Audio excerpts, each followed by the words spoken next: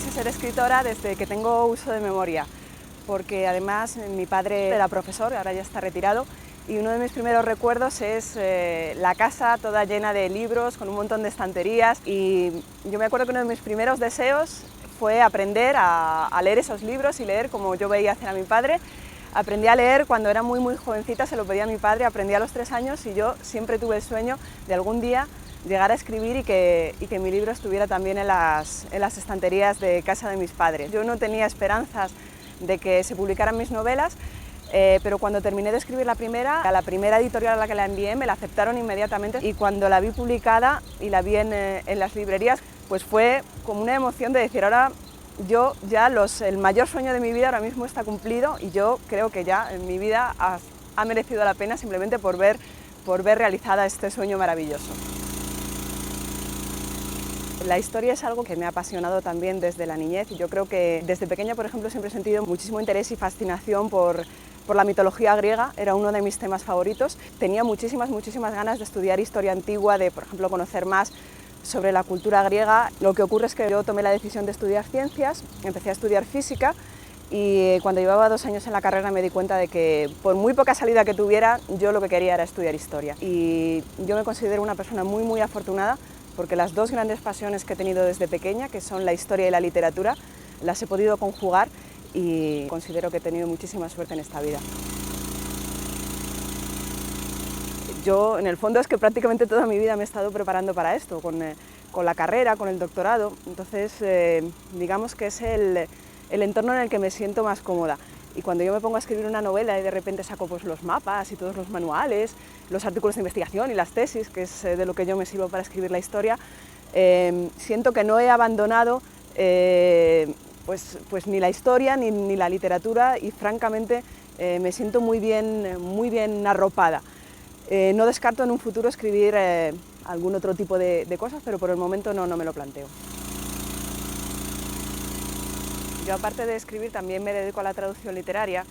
y sí, querría reivindicar un poco la figura del traductor, porque es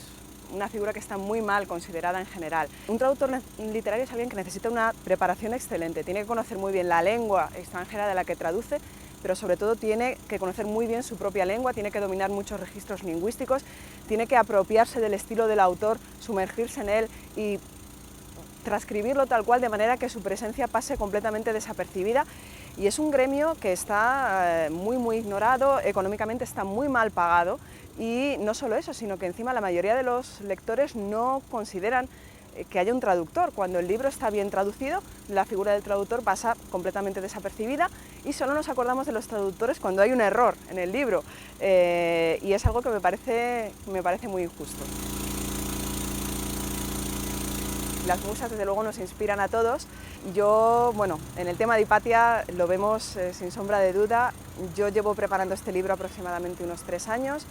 y hace unos pocos meses pues salió en prensa la noticia de que Alejandro Amenábar está preparando una película con Hipatia también como protagonista. Bueno, desde luego ha sido una coincidencia, pero no me sorprende, porque es un personaje que es muy cinematográfico, es un personaje que también es muy novelesco. En realidad es un personaje fascinante. Probablemente el punto de enfoque, el suyo y el mío, serán bastante diferentes, pero yo creo que al final pues esto va a contribuir a que uno de los personajes más olvidados de la historia va a salir a la luz, precisamente pues gracias a que hay tantas personas que lo conocemos y tenemos el deseo de transmitirlo a los demás. Cuando a mí me preguntan que cuál es mi libro favorito, cuál es el libro que más me ha influido,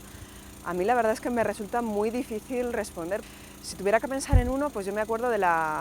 cuando leí la Ilíada, que era además muy jovencita,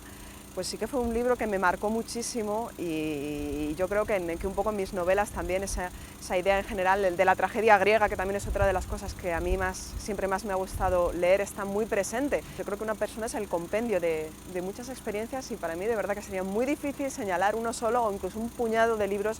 que me hayan influido de forma determinante.